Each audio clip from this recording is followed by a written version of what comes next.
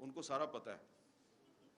تو فرید اللہ بابر صاحب بھی ان باتوں کی تائید کریں گے. تو اس لیے یہ جو مسئلہ ہے نا کہ جی آپ ایک پولیٹیکل پارٹی کا جو موقف ہے اس کو کیوں سپورٹ کر رہے ہیں, بطور ایک صحافی یہ ہماری ایک انٹرنل ڈبیٹ ہے کہ آپ کو ریڈ لائن کتنی کراس کرنی ہے کتنی نہیں کرنی. لیکن اگر آپ کر بھی رہے ہیں اور آپ کی آواز دبائی جاتی ہے تو یہ ناقابل قبول ہے, یہ آرٹیکل 19 کی خلاف ورزی ہے. ہمارے دوست جناب شعیب شاہین صاحب نے بڑی زبردست باتیں کی ہیں. انہوں نے لائرز موومنٹ یاد دلائی ہمیں 2007 میں, جب پابندیاں تھیں اور ہم سڑکوں پہ پروگرام کرتے تھے اور عمران خان صاحب بھی آتے تھے اور مسلم لیگ نون کے لوگ بھی آتے تھے اور بھی سارے لوگ آتے تھے. لیکن ہمارا یہ خیال تھا کہ لائرز موومنٹ جو ہے اس کے نتیجے میں پاکستان میں جو قانون کی بالادستی کا جو تصور ہے, یہ تصور جو ہے یہ مضبوط ہوگا. لیکن یہ تصور جو ہے یہ مضبوط نہیں ہوا. یہ میں بڑی بدقسمتی سے یہ بات کروں گا, جو فروٹ ہے نا, جو پھل ہے اس اسٹرگل کا, وہ نہیں ملا. اور اسی لیے پھر اس کے بعد ہمیں خود عدالتوں میں جا کے اور کہنا پڑا کہ یہ جو ہمارے میڈیا میں جو کچھ ہو رہا ہے اس کو بند کریں. میں نے 2012 میں سپریم کورٹ میں پٹیشن فائل کی کہ یہ جو انفارمیشن منسٹری کا سیکرٹ فنڈ ہے اس کو آپ بند کریں, کیونکہ یہ جو سیکرٹ فنڈ ہے اس سے صحافیوں کو رشوت تقسیم کی جاتی ہے. اس وقت پیپلز پارٹی کی گورنمنٹ تھی. انفارچونیٹلی پیپلز پارٹی کی گورنمنٹ نے بڑی مخالفت کی ہماری, لیکن ہم نے کہا کہ یہ غلط بات ہے. اور اس کے بعد پھر بہت سے اور ایشوز تھے جس کے بعد ہمیں غداری کے الزامات لگنے شروع ہو گئے, حملے ہو گئے. تو آج آپ کو بھی غدار کہا جا رہا ہے, آپ کو بھی غداری کے مقدمات میں ملوث کرنے کی دھمکیاں دی جا رہی ہیں. تو ہم نے تو بھائی ہمیشہ سے یہ جو غدار کا ٹیگ لگانے والے لوگ ہیں اور غداری کے سرٹیفکیٹ تقسیم کرنے والے لوگ ہیں, ہم نے تو ان کی ہمیشہ سے مخالفت کی ہے. اب آپ بھی اس کی زد میں آ رہے ہیں تو ویلکم ٹو دا ٹریٹرز کلب. ہم آپ کو خوش آمدید کہتے ہیں غداروں کے کلب میں. اس کی وجہ یہ ہے کہ میں ذاتی طور پہ ہمیشہ یہ کہتا ہوں کہ اگر کوئی مجھے غدار کہتا ہے تو 100 دفعہ کہے کہ میرے لیے فخر کی بات ہے. ہاں, اگر کوئی آپ کو پیٹریوٹ کہتا ہے تو پھر آپ ذرا مشکوک ہیں, کیونکہ پھر پیپلز پارٹی پیٹریوٹ بنی تھی نا, پتہ ہے نا آپ کو. تو مسلم لیگ کے اندر بھی جو گروپ بنے تھے قائد اعظم کے نام پہ, پتہ ہے نا آپ کو کس طرح بنتے ہیں, برا نہ بنائیے گا سرور خان صاحب. تو اس لیے اگر آپ کو کوئی پیٹریوٹ کہتا ہے تو پھر آپ مشکوک ہو جاتے ہیں. ہاں, کوئی غدار کہتا ہے اس کا مطلب ہے کہ یار یہ بندہ جو ہے نا یہ اس راستے پہ چل رہا ہے جس پہ فاطمہ جناح چلی تھی. سب سے پہلے اس ملک میں مادر ملت محترمہ فاطمہ جناح کو جنرل ایوب خان نے کہا یہ انڈین ایجنٹ ہے اور کہا کہ یہ غدار ہے. اس لیے آج کے پاکستان میں جب کسی سیاستدان کو غدار کہا جاتا ہے تو میں سمجھتا ہوں کہ اسے اس پہ اعتراض نہیں کرنا چاہیے, خوشی کے ساتھ کہیں کہ ہاں میں غدار ہوں, آؤ مجھے گرفتار کرو, آؤ میرے پہ مقدمہ چلاؤ. لیکن اگر کوئی فوجی ڈکٹیٹر جو ہے اس پہ آرٹیکل 6 کو ایبروگیٹ کرنے کا الزام ہے تو اس پہ مقدمہ ضرور چلنا چاہیے, اس کو کنوکٹ کیا گیا تو اس کو سزا بھی ملنی چاہیے.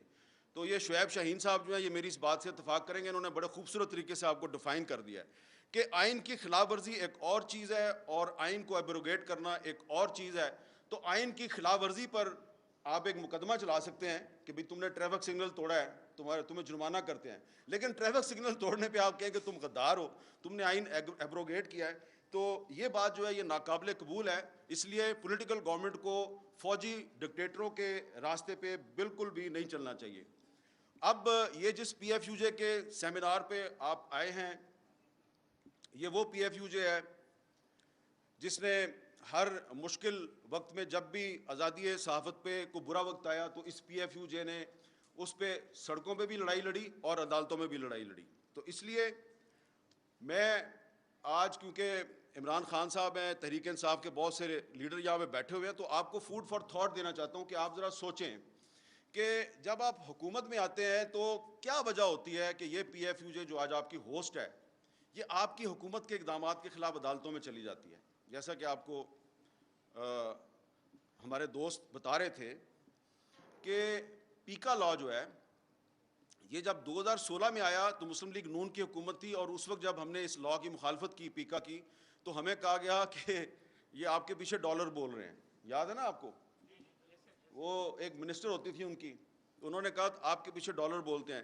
ہم نے ان کو کہا کہ یہ تم آج 2016 ہے, تم یہ پیکا لا بنا رہی ہو, یہ اسی لا میں تم اندر ہو جاؤ گی. اب وہ کہیں نظر ہی نہیں آتی, پتہ نہیں کدھر چلی گئی ہے وہ.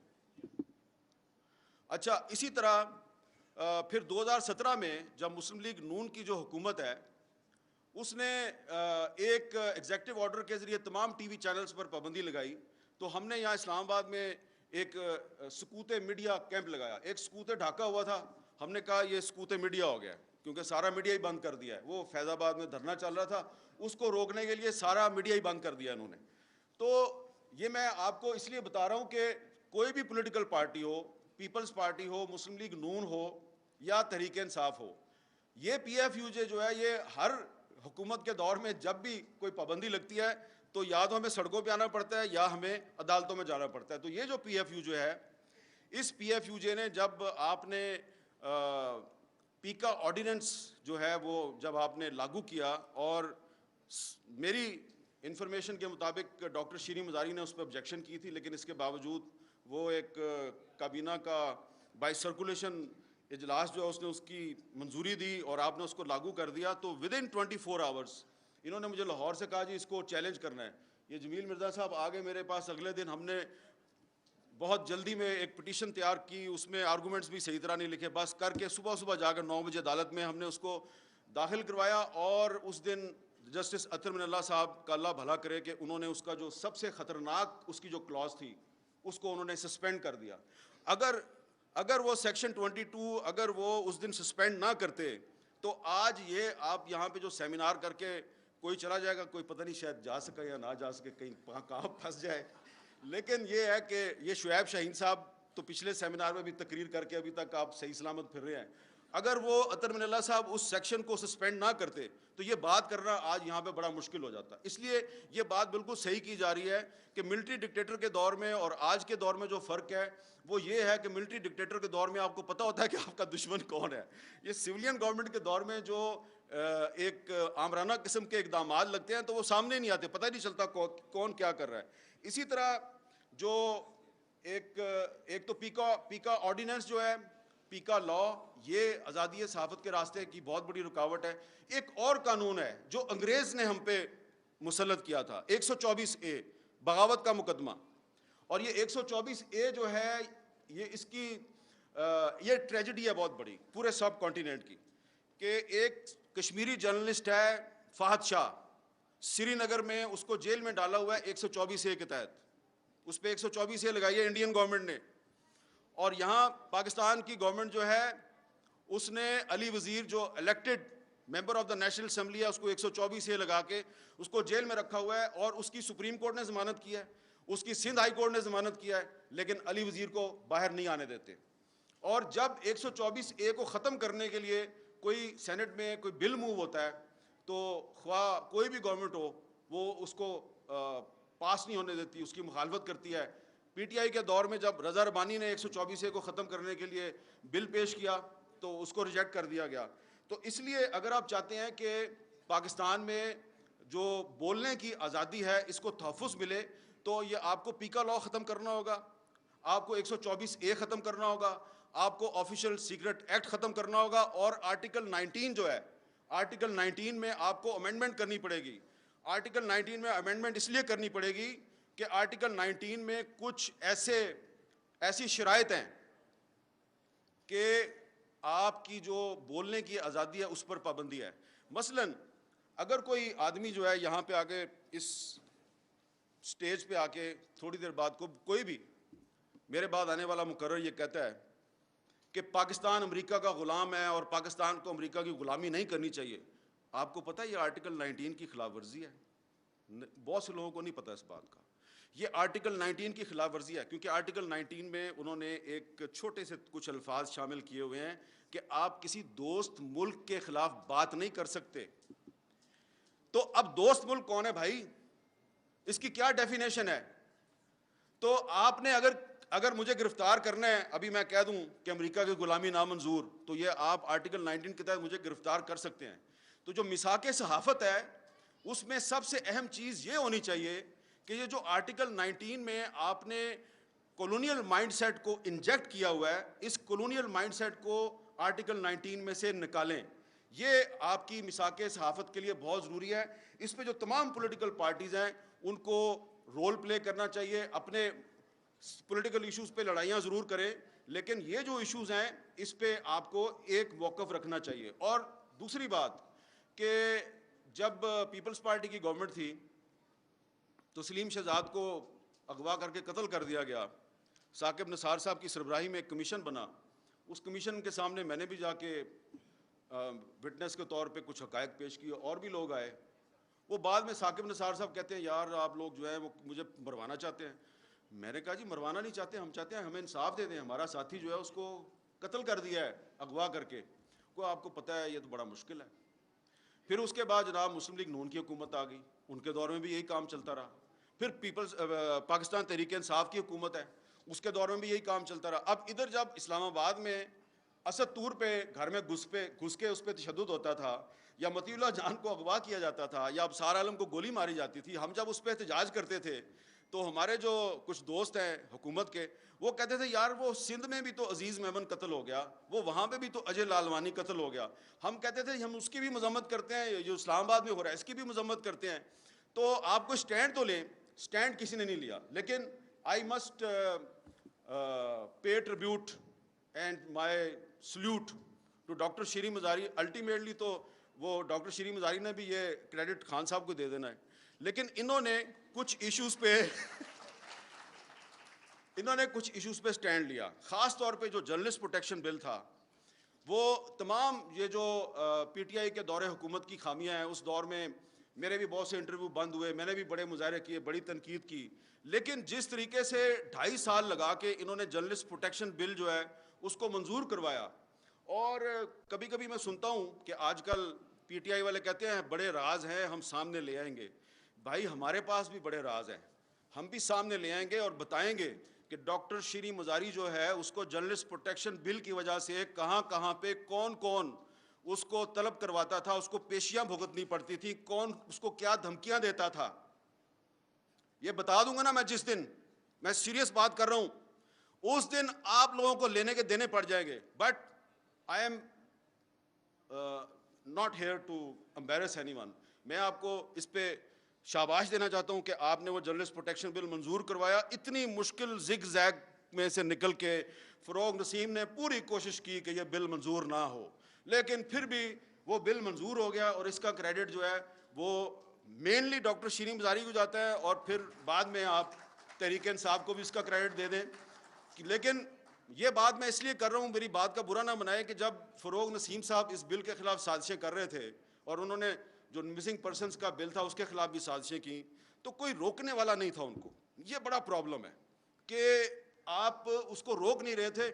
اور مجھے پتہ ہے کہ مجھے کہاں کہاں سے پریشر آتا تھا کہ یار یہ تم کیوں یہ شیریں مزاری کے بل کو لیے پھر رہے ہو. جب اس کو پی ایف یو جے نے سپورٹ کر دیا اور اس کو human rights commission of Pakistan نے سپورٹ کر دیا, اور مجھے آئی اے رحمان مرحوم نے کہا, میں نے جب ان کو جا کے اس کا ڈرافٹ رکھا تو آئی اے رحمان صاحب نے کہا حامد یہ بل منظور ہو جائے گا. میں نے کہا سر ہو جائے گا.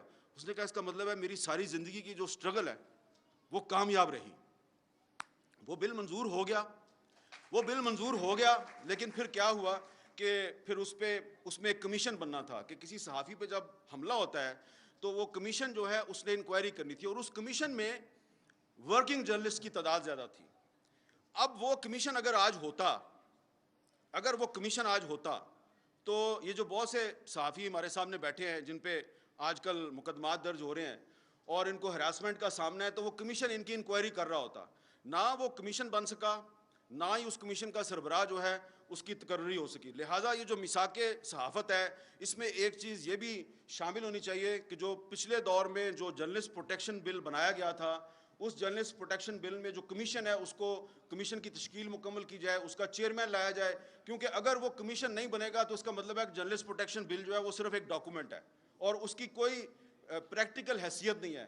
وہ بل جو ہے وہ ضرور بننا چاہیے, اور اگر وہ بل نہیں بنتا تو اس کا مطلب ہے کہ پھر یہ جو اس وقت حکومت ہے یہ آزادی صحافت جو ہے اس میں اتنی سنسیئر نہیں ہے جتنے کہ دعوے کیے جا رہے ہیں.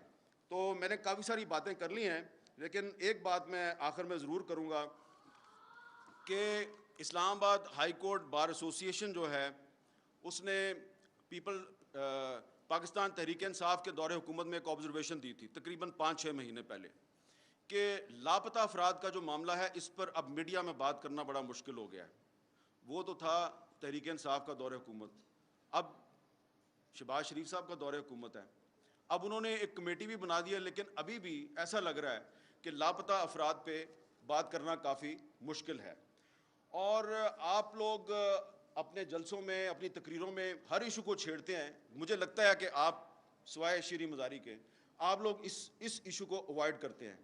میں یہ نہیں چاہتا کہ شعیب شاہین کی طرح ڈائریکٹ آپ کو میں کہوں کہ پہ جاؤ, میں بالکل یہ نہیں کہوں گا کہ پہ جاؤ, لیکن یہ ایک ایشو ہے. اگر آپ پاکستان میں آئین اور قانون کی بالادستی چاہتے ہیں تو یہ جو انفورسڈ ڈس اپیرنسز کا مسئلہ ہے, لاپتہ افراد کا مسئلہ ہے, اس پر آپ کو سٹینڈ لینا پڑے گا.